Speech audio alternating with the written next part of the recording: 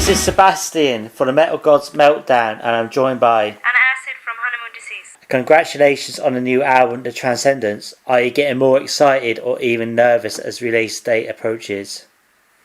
Oh yeah, it's really exciting, and we've been working so hard and so long for this record to come out, and we thought it was gonna come out before the summer, but we weren't able to finish it or complete it until then. So now in November, finally, it's gonna come out. It's great. How would you best personally describe the album? It's a roller coaster of emotions and experiences that we've been through for a lot of years now, and the album is an outcome of many conversations that we had within the band, and especially me and Jennifer, since we are the main guitarist, and we write all the main riffs. It's a dark record with rock and roll vibes. It's high and low. I don't know how to say. Probably a bit of a silly question, but do you have a personal favourite track on the album? Yeah, I do.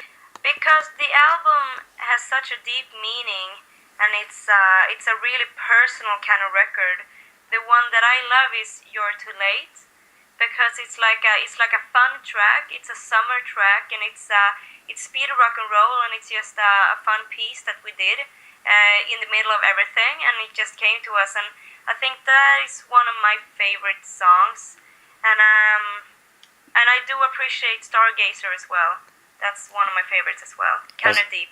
I was going to say that's a fantastic song, Stargazer. Yeah. Are there plans to try and get over to the UK? Yes, we're coming to London on our tour actually. We're coming to the Underworld. I know. Like a lot of bands just play London nowadays, but the UK is bigger than London. Oh, sorry. I know. We definitely want to come to all over the UK and everywhere, and now we're gonna head off this first tour, and after this tour we will probably head off more, and I hope to come to like Scotland, Ireland, and all of England, and the UK. That'd be amazing. So who writes all the lyrics, and is it always an easy process getting everything to gel? Jennifer is the main writer when it comes to lyrics, but I'm also not the main writer, but I do a lot of writing as well. And often, it's a long process because we write the riffs and we do the music based on an emotion or a situation we've been in, and the music often speaks for itself, and then the lyrics comes afterwards. We put it like the last piece of the puzzle is the lyrics, and that's always like it can come in a dream and it just flows in. And Jennifer has a great rhythm when she writes the lyrics, and often maybe it's me who I come up with the title or the main theme of the song, and then she puts the words to it because I only speak through my guitar. Going off back from the album, I love your tattoos. Do you have a favourite tattoo? Oh, thank you. Yeah, I got a Thin Lizzy tattoo all over my stomach. I've seen that. It's awesome. Awesome. That's my favorite, and I think the Illuminati tattoo on my throat is great as well. But didn't that hurt? Of course it fucking hurts, but I often meditate, and I try to suppress the pain and just think about the motive and why I want it, and then it doesn't hurt that bad, Cool. I mean, I'm pretty covered in tattoos, but I don't think I'd be as brave as you, honestly. Oh, you should do the throat. It wasn't that bad, the stomach was way worse. Yeah, really. I've got my elbows and I've like got sleeves and everything, but yeah. Nice. You're brave. Yeah. So I obviously see you're a big fan of Thin Lizzy. What was the first Thin Lizzy song you ever heard, and how did it make you feel? Rosalie.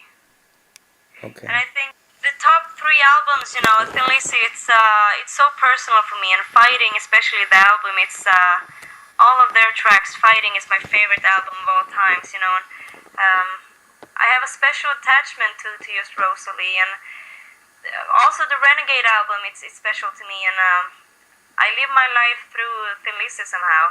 Really? I don't know why, I used to.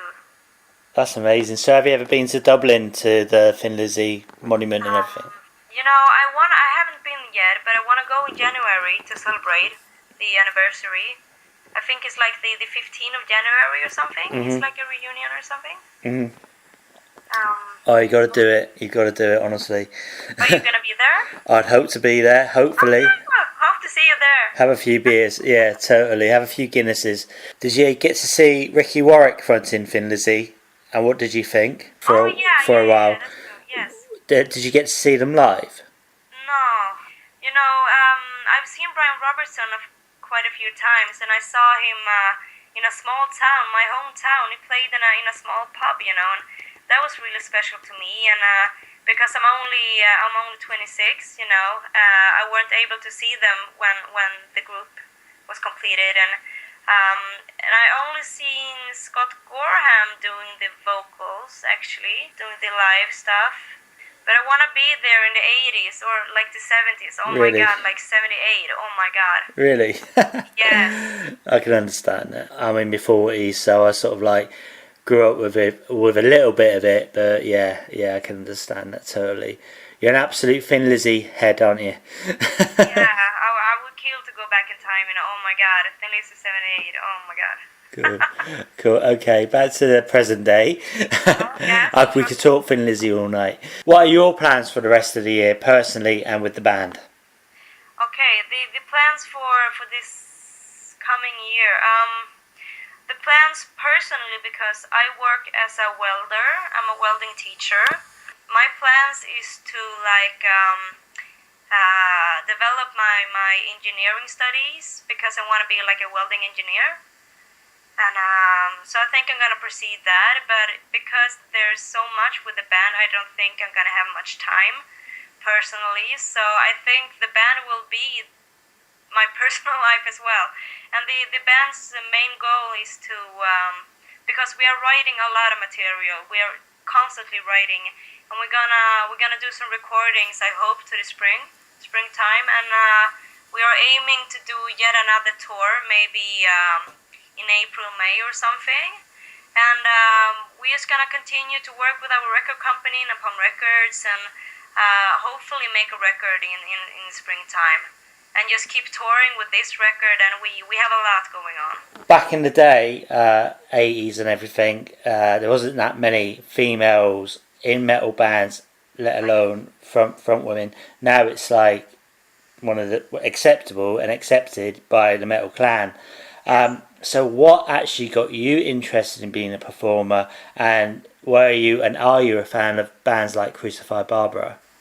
That's kind of a tricky question, because the way I grew up, it wasn't a matter of my sex, because my father has taught me everything that I know about welding, about building cars and motorcycles and music, obviously, and he is a huge heavy metal fan and blues fan, and he plays the Hammond himself. Mm-hmm. And he was the one who got me into heavy metal in my early days, and it was never a question if I, as a girl, should do an instrument or not. It was just, of course, heavy metal, guitar, yeah, sure. And I think it just comes naturally, when my friends, because I'm close friends with In Solitude, they are my childhood friends. And we've always played together in bands, and I've always been with them, and it haven't been an issue, and I was quite surprised when we started Honeymoon Disease, because we are two females and two males, and it's the females who are the front of the band, and we do most of the music by ourselves, even though we do it together as a band. And we have gotten a lot of questions about that, concerning that we're females, and I've never thought about that, because we're musicians, Yeah. I'm a guitarist, and I don't see myself as a female in a band. I see myself as a musician in my band. And Crucified Barbie, I'm not a big fan, but I don't know them personally, but I can't say that I'm really a big fan.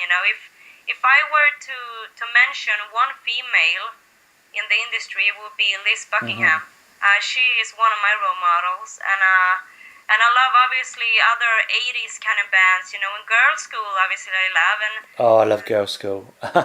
Yes, but yeah. I do miss female musicians in the industry, and you can hear on the record, it's me playing the guitars, and the main goal for this record is to not focus on us being female, so just see us as a complete band and hear, oh shit, she's a guitarist, cool, you know.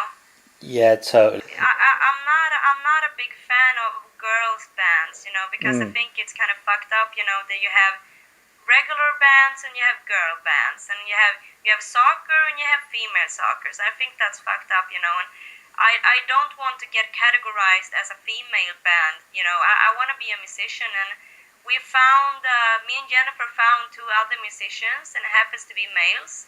And I can't think of any other people to play with. They're my family, you know. I wouldn't function without them. Females or males. Absolutely. That's a fantastic answer. Yes.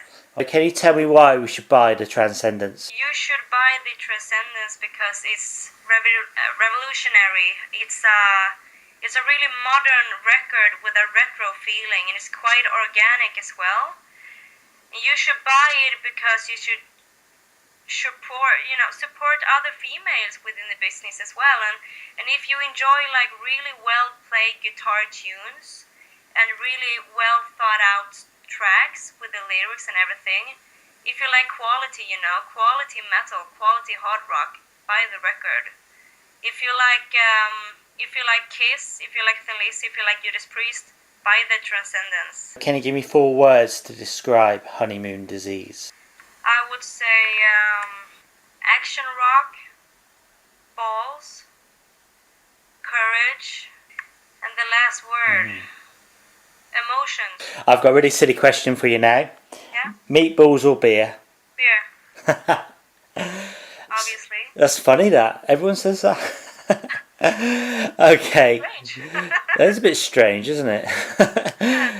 Can you give me some final words for our listeners and your fans? The final word is that Honeymoon Disease is a new started band because we are missing rock and roll within the industry, you know. We are missing females, especially within the industry, and with this record, I want to show everyone that if you have a dream, it's possible to follow them, you know. We have gotten great support from our record company, Napalm Records, and we have gotten a lot of response from, you know, like friends in the industry, and Nick Andersson of the Helicopters, he loves us. And we are actually gonna do a gig now with Imperial State Electric December in Gothenburg, and that's a real dream to us, you know. And if you wanna do it, just fucking do it. If I can do it, anyone can do it. Hi everybody, this is Anna Acid from Honeymoon Disease, and you're listening to the Metal Gods Meltdown.